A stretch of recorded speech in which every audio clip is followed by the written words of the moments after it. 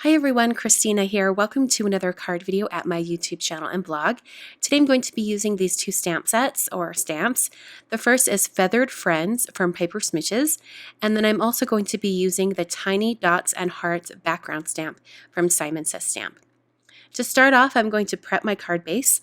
I'm using Neenah Solar White cardstock in the weight 110 pounds. I've scored that at 5.5 using a Teflon bone folder and just lightly folded it. I'm going to be kind of using it unfolded while I do some stamping and cutting things down and things like that. I've taken some Post-it tape and I've put it just to the left of the fold. And now I'm going to stamp the inside of the card. I'm using that large background stamp. And I wanted to mention that when I use these background stamps, and I'm going to be putting them back in their original packaging, I like to pull everything out of that cello bag. And you'll see why in a minute here. It's a lot easier to put it back inside. I'm inking up that stamp with Fog ink from Simon Says Stamp, and then pressing my card base down onto that and making sure that I'm stamping the inside of the card. I don't want to stamp on the front. So this is the inside, and I'll lift that up. And now I have some really tiny dots and hearts in the Fog color. So now I'm going to slide that back in the packaging. So I put that backer card back on, and now I can open up that cello bag and slide it right back inside. It's so much easier. In the past, I don't know why it never occurred to me to do this, but in the past I would just take out the stamp and leave the backer sheet inside the bag, and it made it so difficult to put the stamp back in the packaging. So I'll remove that Post-it tape, and then I'm going to cut off about 3/4 of an inch off the front panel of the card. So now when I fold the card, the front is going to be slightly shorter, and you can see that pattern that I've stamped on the inside of the card. So now I have a more narrow strip of cardstock on the front of the card. First I'm going to stamp this cute little bird from the Feathered Friends stamp set, and I'm using Onyx Black ink. You don't necessarily need to use a waterproof ink for this. I'm not going to be adding anything super wet on top today. I'm actually going to be using colored pencils when it comes to coloring the little bird. But for now, I'm just going to stamp this whole scene and make sure I have everything in the right place. The Feathered Friends stamp set actually has this really squashed down wide oval shape. I'm not entirely sure what it's for, but I figured it could be used as the shadow underneath the bird. So that's what I'm using it for. When I stamped it the first time, some of that black pigment ink was transferred onto the stamp, so I just made sure to clean that off before I stamped it again to get a more solid image. Now I'm going to take a sticky note, and I'm stamping that bird near the top so that it's over the sticky area of this Post-it note. And I'm just going to trim out the top half of the bird. I only need that masking to be on the top half, so I'm not going to spend any additional time to cut out the entire bird itself. So I'm pressing that down, and it was a little bit wet from that pigment ink, so I'm just going to zap it with my heat tool.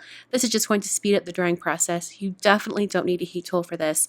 You could let it just air dry for a little bit and be just fine. But I was impatient and decided it would be best to go ahead and use the heat tool. So now I have another sticky note, and I'm going to use it as a masking tool.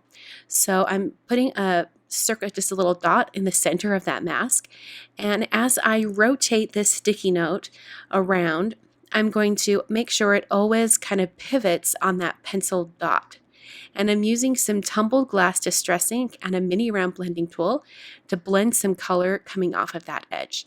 So I'm going to rotate this around, and it's going to create sort of like these rays coming out from the center of the bird. It's going to give it a nice texture, and it's a fun way to create sort of a DIY background without having a stencil or a background stamp for this particular area of the card.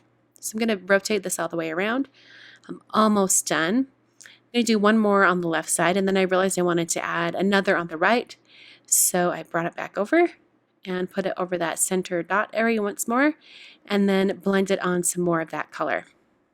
So now I have all of those really fun rays. It sort of looks like the sky a little bit, or almost like sun rays, except they're blue. So I'll peel up that mask, and I'm going to do some coloring.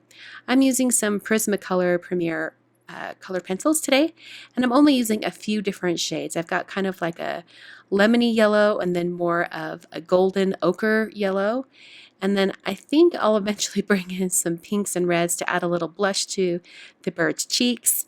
As I start blending this, some of that pink kind of gets lost. So I'll bring in some more in a minute here, but for now I'm just adding a little more color. So I added some more of that ochre yellow shade, and then I almost went to more of an orangey shade just to make sure I got a little bit more color. So I'm bringing in a darker red and then going over with the yellow to soften it. Used an orange on the beak as well.